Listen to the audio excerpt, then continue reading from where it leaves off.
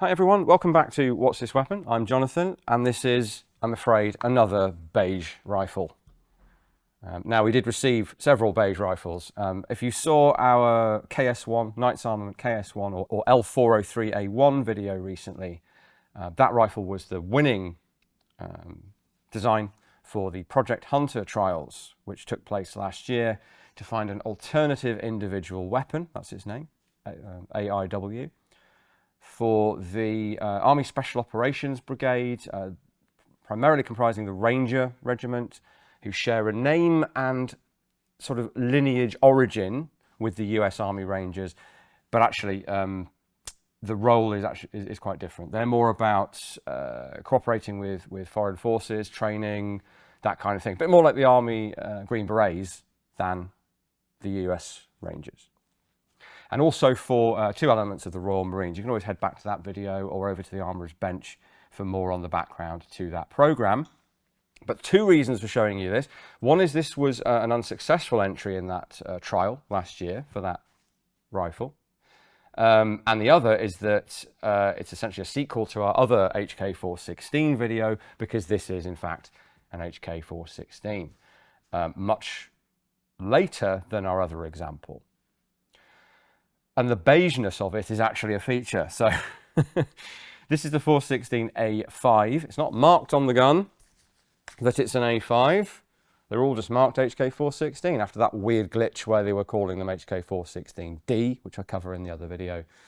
So you wouldn't know it's an A5. It's really an internal HK system to keep track of the configurations of rifles. But confusingly, you can change things like flash hider, barrel length, handguard, furniture, and it doesn't change the designation. So it gets super confusing. I'll try not to confuse everybody with this. The main thing is, this is the HK416 you saw last time, the A2. Here it is as a reminder. Now it has a 16-inch barrel on it. This has a 12.5-inch barrel on it. That's irrelevant. That's just because this program required a relatively short barrel to allow for a suppressor on the end. And as generally a short weapon is useful for these specialist light infantry units, essentially is what they are. So ignore the barrel length. But this sort of first generation 416, this one is marked D. Essentially a mistake on the drawing, from what I understand. And it was in this configuration for many years. And this is the configuration that earned the sort of success and sort of pedigree that this type of rifle has today. Delta Force. It was developed with Delta Force, with H&K, for short-barreled, reliable, high rate of fire operation. Again, covered that in the other video. So what we'll do is we'll just compare the two to see what the changes are. What led us to the current baseline model of the 416, which is the A5. Yes, they're up to A8 in terms of designations, but those are specific. Those are both variants for the Bundeswehr. This was also adopted in some numbers by the Bundeswehr. There are parallel military and internal designations. So the A5 has been adopted as the G38 rifle.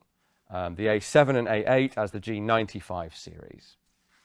Already confusing, I know, but by hopefully grounding ourselves in the objects, we can get our heads around it. The changes are not huge, to be honest. Now, of course, you will know that these are just derivatives of the AR-15. And that hasn't changed since 1957 was the first prototype, if I remember rightly, of the AR-15. Significant, on the macro level, they haven't changed at all. On the micro level, they've changed a ton. The big change with the 416 was putting an AR-18 style gas piston back on the gun. We covered that in the other video. That's still on here, essentially unchanged. So the A5 was introduced in 2014. I don't think it was available until the following year commercially. But that's what we're looking at here. So it's already 10 years old, but some features have already changed on it, notably the handguard. So this is, I believe, it's the current standard handguard for the 12.5-inch barrel. There are different handguards for different barrel lengths. And as a customer, the British Army, the MOD, could have specified a different handguard on this if they'd wanted to, I'm sure. It is in fact, it's marked HK, but it is also marked on this side with the Magpul trademark, because this is these slots, which are Magpul's system for sticking bits of accessory rail onto the gun wherever you want them, and acting as a good venting system when there's nothing fitted to them, as here. Typically, HK have been using their H-key accessory system, which is a bit like key mod. They, on this particular variant, have gone for this system, which means, as I say, that there is a trademark acknowledging the sort of the legal ownership of that system to Magpul. The other markings we'll just very quickly cover. Well, I've shown you HK416, absolutely standard. It's on all of them. And on the other side, just maker's marks and made in Germany. Those do not change on, I don't think, any of the variants unless they are a military adopted version, and then they have that designation, so G38, for example.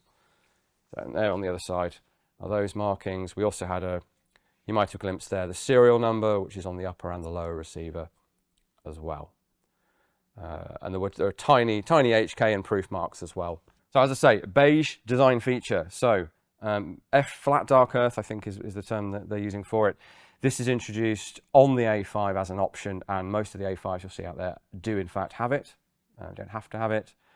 And there are changes to the receiver. So if I just remove the magazines on these and show you side by side, it's probably save you some burbling from me. So first of all, the 416 as introduced has this very flat magazine well here.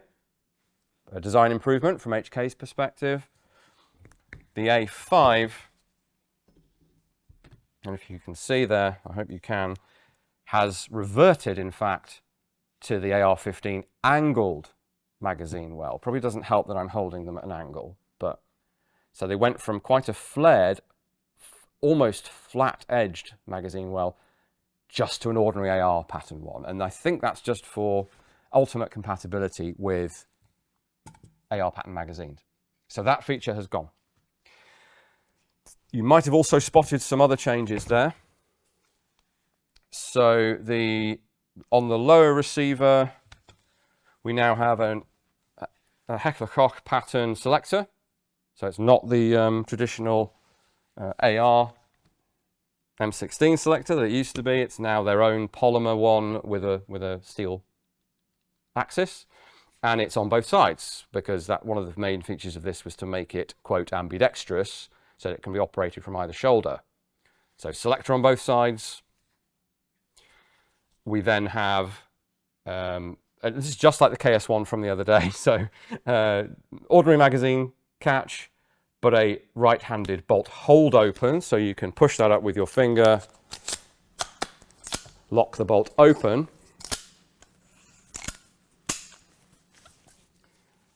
with the right hand, a lot slicker than I just did. And then you can also drop it with the trigger finger as well, which is pretty handy. So magazine in, drop it with the trigger finger. And on the other side, that means we've got the conventional hold open here, but it's much enlarged. And because it's much enlarged, it's shrouded as well. So this is a part of the forging now, this shield, to stop you accidentally hitting this catch. And there is a mirrored magazine release as well. So all of the major controls duplicated on both sides. Pretty standard these days. Opinions vary on whether that's a good idea or not, but it was clearly required by the British trial. Upper receiver has not substantially changed. There is there's a different bushing for the operating rod in here, which reduces parts wear, which you might glimpse when I take it apart. And on the lower, effectively, or attached to the lower, this much wider, what they call a castle nut, because it's shaped a bit like the walls of a castle, to just reinforce this area. And whereas the KS1 had a sideways quick detach sling swivel hole on both sides, the HK system is plug it in the back. So sling point there, and a QD sling point both sides on the handguard as well. So we don't have any sling mounts on this, we don't have the suppressor, didn't come with it.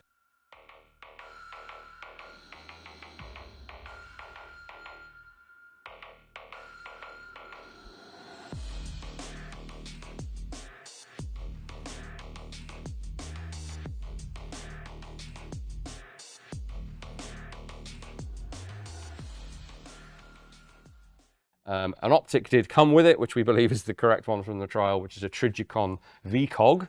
So same idea as the KS1, variable power, low power variable optic, and you crank it over to zoom in. And they're both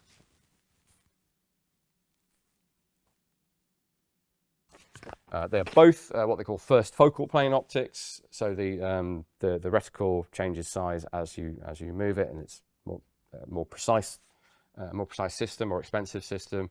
The VCOG is 1 to 8 power, so it's 2 steps of magnification below the Vortex that's on the KS1. As noted, the barrel is a bit shorter than on the KS1 as well, which is interesting. The furniture changed as well. Now, don't be put off by the sort of I'm not wild on this yellow colour, I will say, H&K, sorry, but don't be put off by the colour. It's available in both black and sand coloured, whatever it is. But you can see there we've got changes in both pistol grip and buttstock. So you can see that the HK design elements are still there, but it's been made much slimmer than the original. So that was shaped to give you a sort of a cheek, more of a cheek rest, battery compartment on that one as well. They've done away with that for, I guess for bulk and weight. So this is a slimline buttstock that's now standard on this. The pistol grip has gone from that sort of ergonomic, organic shape on the A2 on the bottom to this much bigger, bulkier version with replaceable back straps like a modern pistol, so you can adjust it to different soldiers' hands. And there is a tool compartment or a cleaning kit compartment in that as well. So this is HK's furniture, not Magpul. The only Magpul thing on it is the handguard. I should have mentioned on the lower receiver, we do have this curved trigger guard compared to the original design, which is just a straight lift from the original AR. This is very standard now to have a curved trigger guard for gloved hands, Arctic use, that kind of thing. Unlike the KS1, L403A1 as it now is, this does not come out readily. This is always just there. So it's big enough in theory for the gloved finger. Knights allowed the option to have it fully removed. HK haven't done that. So let's, at that point, take this apart. Okay, here's one I prepared earlier. Nearly. I've left the handguard on the A5 because I actually think that's worth showing you. So, well, we have a ambidextrous cocking handle or charging handle if you prefer as well, which I didn't mention earlier. So that means every control you need to operate the firearm is accessible from both sides. Standard in the modern rifle and the AR world, but it's worth mentioning nonetheless. The old well, A1, A2, A3, we're not sure about A4 by the way. It has the standard pattern AR-15, well, M16 pattern really, charging handle with just the latch on one side. So you have to do the 2-finger thing or operate it from just the left side. All about ergonomics. So, really nerdy changes on the lower receiver. The buffer, I believe, hasn't changed. I won't pop that out. If we put the hammer forward and we look inside, on looking inside, we find there is a shiny new bit of metal. Hopefully the camera can pick that up.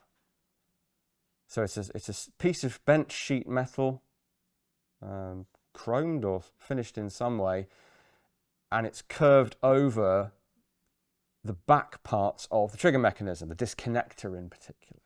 Now that's because this hammer, coming back as it gets forced back by the mechanism, was apparently slamming into that disconnector and distorting it, damaging it. So they're prolonging parts life by putting a shield over it. Weird, but interesting. Otherwise, it's the same, apart from those external features that we've covered, of course. So up next, the bolt carrier group, almost the same. We've still got the firing pin safety that was already on there. The bolt hasn't changed, the carrier hasn't changed. The cam pin is a slightly different shape for those uber AR nerds out there. There's just less machining going on. They haven't knocked the corners off it. I guess because they discovered they didn't need to. Minor change. The big change, well, the small big change here is that we've gone back to the original 1950s design, sort of, with the firing pin retaining pin. Pop that out. Lo and behold, well, A, it's no longer a cotter pin. Let me show you that as a reminder for those who are interested but don't know. So the standard, what became the standard AR-15 M16 retaining pin was originally a proper pin. For some reason, Colt changed it to just an ordinary little split pin, what was called a cotter pin. You recognize it from your vintage bicycle, only it's a smaller one. And it holds the firing pin in place, as does the firing pin safety. If I lift that up, the whole thing shoots out the back. We won't do that. But back to the new one, that is not only a proper machined pin, which is a bit more Gucci, it's retained. So no more soldiers, military people, no more losing this when you strip your bolt carrier group if you buy these or if you're issued these. So that stays in place, which is very nice. And actually, we don't need to take that apart any further, and we will pop it back in. So little quality of life improvement from H&K there. Now, because it has this piston system operation, well, they're all piston systems, nod to bloke on the range there, and even direct gas. Let's not go there yet. There's no gas hole in here. This is just a surface for the piston to thwack into. Standard on the 416, standard on the Caracal, the SIG 516, all of these, the MCX, all of these piston-driven but AR-derived rifles all work in a, well, the MCX doesn't, sorry. The ones that are adapted from the classic design have just a solid face for the op rod to hit. But that's not a feature of this, it's a feature of both. So I mentioned the handguard. This is pretty slick, I think. So there is a latch on the left side with a sliding retaining catch, which isn't great for gloved hands, by the way, but pretty good otherwise. So I won't be able to necessarily show you that. Well, I'll try and show you that. So you push up the catch, you pull down on the latch, it's hinged, it drops away, and it's straight off with the handguard. I'm pretty impressed with that. I think that's really slick. Bearing in mind, the KS1 does require a special tool that goes down inside the handguard to remove that. On the plus side, it's much slimmer. Other systems require a nut, a bolt. The old HK system required a bolt to be undone, and the L85A3 is the same way. So that's really good. Still very light though, and you have that Picatinny rail on the top. Underneath, as I say, gas parts are the same, absolutely identical. Pop those out. That's the piston that does all the work, just like the piston in your car engine. Pistons, hopefully. If you've only got one piston in your car, get it into the garage. That bushing there, super nerdy, that has changed. It's now pinned in place, not screwed in. That, again, was a point of wear. So a lot of these changes, they're either feedback from the user on the ergonomics, or they're feedback, again, mainly from the user, on parts wear over time. Bearing in mind, the whole point of this is it's supposed to be able to take higher rates of fire over shorter periods of time for people, well, people that need that or think they need that. I'm a big fan of the original the original so-called direct gas system. But hey, selling point of this is this system, so they're not going to suddenly start doing gas tube systems at HK, I don't think. The gas block has also changed fairly significantly. So the original one on the bottom, it's bigger, it's heavier, it has straightforward sling loops on both sides, which again adds to the bulk and a little bit of weight, and it has a folding sight attached to it. Now, folding sights are found on A5s as well, but with a short barrel version like this, they are not present. And I think increasingly they'll be using gas blocks without folding sights. So not an A5 specific feature, but nonetheless. This is non-adjustable. This just does the gas it does. The A5 introduces an adjustable regulator accessible through this hole in the side here. But it's only two position. It's not for adjusting to adverse conditions. It's only for N for normal and S for suppressed. So that narrows down that hole, reduces the pressure because you're getting increased back pressure when you have a suppressor fitted. So it's only for adapting it to a suppressor. It's not for adverse conditions. As I'm sure HK will sell you a gas block for adverse conditions, should you require it as an armed force. The barrel nut is the same. Nearly the same. The interface is slightly different with the upper receiver. There is one difference on the upper receiver that you can just about see.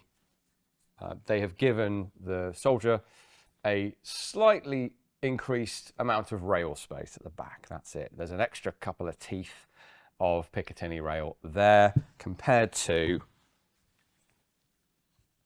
this negative useless space that was on the old HK. So they've filled that in, not entirely, but there's a couple more slots available. Oh, so barrels, not really significant in terms of what's an A5, what's an A2, whatever. But they did reintroduce an 11-inch barrel on the A5, so we're almost back to the 416C, which was prototype only, with a very short sort of entry carbine. This is the next one up from that, this trials gun. And then there's still they've gone to 12.5, 14.5, which is the M4 barrel length, 16.5, which is like half an inch longer than a lot of barrels of that length, if that makes sense, and 20 inches, which is the old school M16 barrel length. So you can mix and match as a customer and essentially choose what you want. The profiles might have changed. I haven't got enough information to go really granular and look at the different barrel profiles, but you can see here that the original 16-inch barrel, quite a heavy profile, and this 12.5 here is significantly lighter. It's slimmer, that is, under the handguard, and even slimmer, almost an A1 pencil barrel up here, with a big thick section here, the same diameter as this, because the gas blocks have to be interchangeable.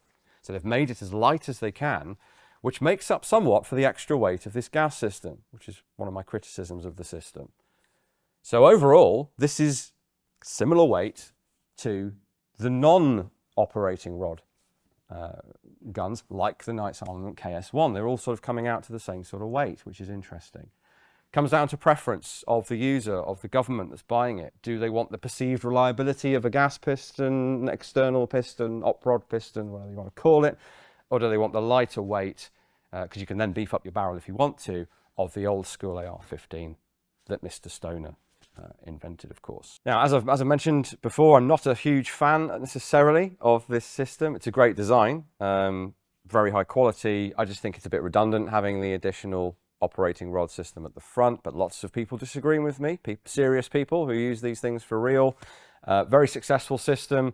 The A5 has just propelled it into the sort of stratosphere of lots of countries adopting the HK416. So as much as I'm not a huge fan of this additional operating rod clattering around on the front and the tilt that it induces on the bolt carrier, lots of customers disagree with me. This thing was a huge success, the A2 era 416, France adopting a version of it, Norway, and then we have the A5, and that's gone nuts. Lots of places, lots of countries, militaries, police adopting it as well. So it doesn't matter what I think about that, this thing is a huge success. It's even competing against its own stablemate, the HK433, which is a scratch-built design using this gas system and the bolt. But yeah, I think that's a better gun. But no, it doesn't matter what I think. That Eugene Stoner design from the 50s is still soldiering on in its traditional form and in this piston form as well. Thanks very much for watching, guys. We really do appreciate it. In fact, we appreciate even more the fact that you have pushed us over 300,000 subscribers, which is fantastic. Can't thank you all enough for that. If you haven't already, please do check out our website, our social media channels, Twitter, Facebook, Instagram. Events-wise, we do have coming up the Summer Joust, which is taking place over the summer bank holiday. That's definitely worth a look, and should be some nice weather as well, although I've probably tempted fate by saying that. From the website, you'll also find a link to our online shop. All sorts of great stuff on there, from firearms related stuff that I'm interested in, obviously, some books by me if you're interested in such things, to the sword range that we've worked on with Matt Easton. Really top-notch stuff, even as someone who doesn't know a great deal about swords.